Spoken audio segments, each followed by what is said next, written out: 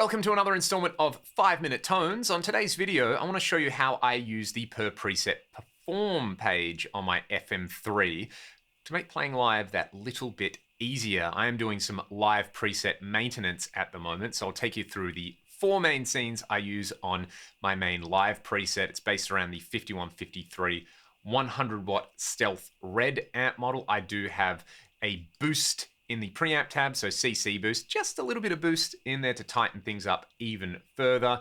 Otherwise, there's no advanced tweaks on here. You can see the settings. I'm using my free cabinet IR over here. Check the video description if you want that one.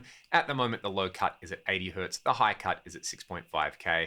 A little bit of a multi-band comp on here, doing essentially a dynamic EQ thing to the low end, a bit of multi-tap delay, a bit of large room reverb, and of course, I'm in stereo at the moment, so I've got some big greasy dual D tune on here, and I do have a wah up front. Let's just hear my 4 main scenes.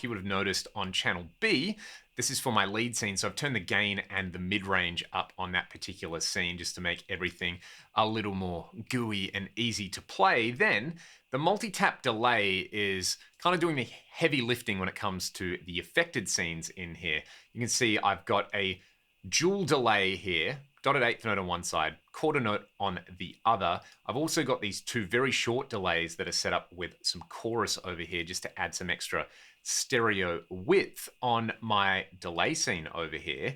I've taken out these first 2 voices and I'm just using this essentially as a mono delay. So I've got it set up just for the same dotted eighth note rhythmic subdivision. Then on scene 4, again, all of these are very short delays, but I'm going more extreme with the chorus. You can see I've got faster rates on there for these 2 delay taps over here.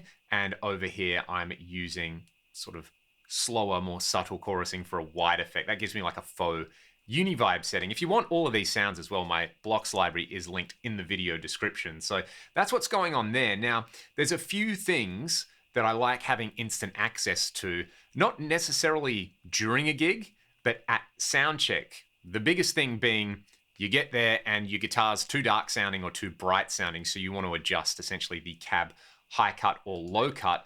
I generally like to adjust the high cut live. I find that one in different rooms on different systems can make a pretty big difference pretty quickly. So what I like to do is open this perform tab and map the high cut to one of the per preset performance controls over here.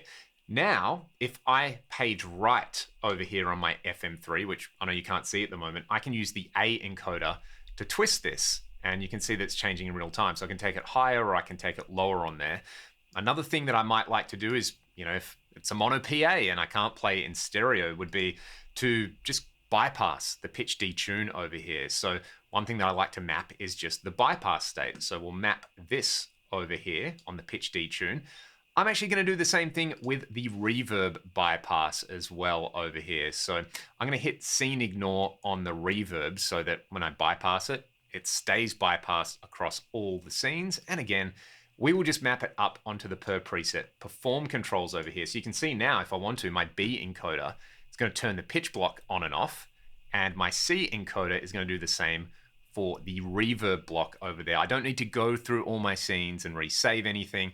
I just twist the encoder and I've got instant access to the bypass there. I did mention converting this preset from stereo to mono. Well, if I was playing in mono, I wanted my lead delays to be summed to mono as well. So what I'd actually do, I'd bypass the pitch and I can actually go to the setup menu over here, navigate to the audio tab, and you can see here, I've got the output mode, level, and phase over here. I'm going to take the output mode. It's currently in stereo. I'm going to map that to one of my per preset perform tabs over here. So if I want to, I could sum my entire signal down to mono just by twisting that encoder right there. So that's a really handy one to have that global output mode on there. What I could do is, again, if I'm in stereo, let's go to say my lead scene, everything's good.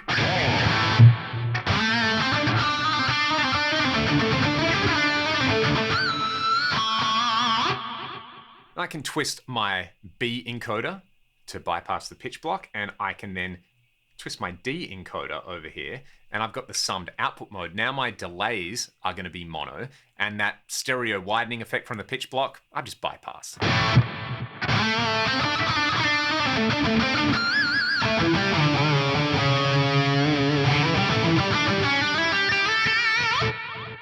The last thing that I like to map to one of my encoders on the per preset perform tab is when I boost my solo up, the way that I do it is I go to the scene levels in the output block and I just turn the scene 2 level up. So you can see I've got a 3 dB boost there at the moment from scene 1 to scene 2.